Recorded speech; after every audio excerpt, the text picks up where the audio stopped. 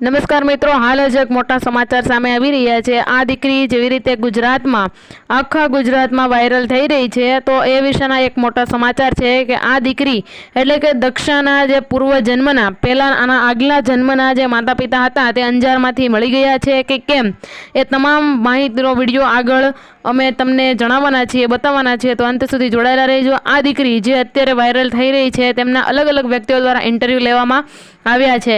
આ ઇન્ટરવ્યૂમાં આ દીકરી એવું જણાવે છે કે હું પહેલાં અંજારમાં હતી અને અંજારમાં પણ એક આહિરના ઘરે મારો જન્મ હતો અને એ આહિરના ઘરે જન્મ હતો તો તેમાં મારા પિતા છે તે કેક બનાવવાના કારખાનામાં કામ કરતા હતા અને મારા માતાજી છે તે લાલ કલરની ફૂલડાવાળી સાડી પહેરતા હતા।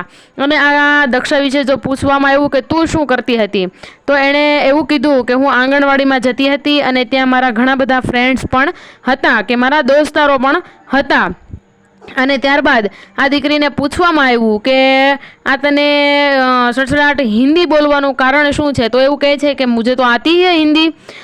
અને આ દીકરીનું એક કલેક્ટર સાહેબ પાસે પણ આ દીકરીને લઈ જવામાં આવી અને તમામ માહિતી પૂછવામાં આવી, તો કલેક્ટર પાસે પણ આ દીકરી તેમને જે લાગે છે, તેમને જે અંદરથી આવે છે તે બોલે સડસડાટ હિન્દીમાં, તે કલેક્ટર સાથે પણ વાત કરે છે। અને આ દીકરીની ઘણા બધા ડૉક્ટરો પાસે તપાસ કરાવી અને જોવડાવ્યું તો ખબર પડી કે આવું કાંઈ હોતું નથી। અમુક ડૉક્ટરનું એવું કહેવું છે અને અમુક જે ગામના લોકો છે તેનું પણ એવું જ કહેવું છે કે આવું કાંઈ હોતું નથી, અને અમુક વ્યક્તિ એવું કહે છે કે ના હોય છે પૂર્વજન્મનું આવું।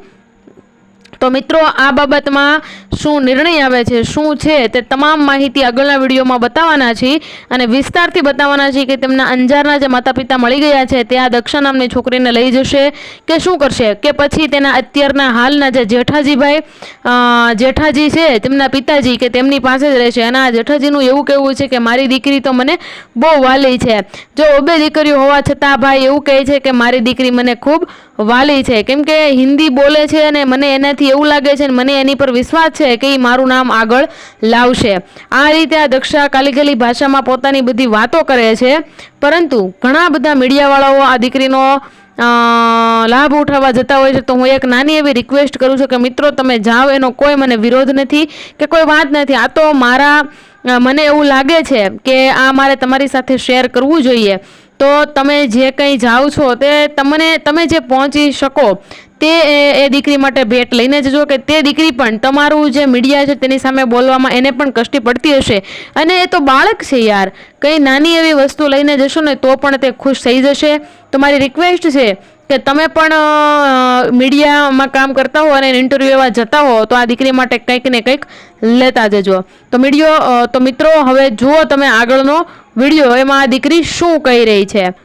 મિત્રો, આ વિડીયોને અંત સુધી નિહાળજો અને જો તમને આવા ટ્રેન્ડિંગ વિડીયો જોવા ગમતા હોય તો અમારી ચેનલને સબસ્ક્રાઇબ તમે ના કરી હોય તો અત્યારે સબસ્ક્રાઇબ કરી અને બાજુમાં પેલા બેલ આઇકનને પ્રેસ કરી ઓલ પર સિલેક્ટ કરી લેજો, જેનાથી આવો જ અવનવો વિડીયો અમે અમારી ચેનલ પર અપલોડ કરીએ ત્યારે સર્વપ્રથમ તમને મળી રહે। તો મિત્રો, ફરી મળીશું એક આવા જ નવા વિડીયો સાથે। ત્યાં સુધી તમે તમારું ધ્યાન રાખજો, ખુશ રહેજો અને ખુશ રહેવા દેજો। ધન્યવાદ। જય હિન્દ, જય ભારત।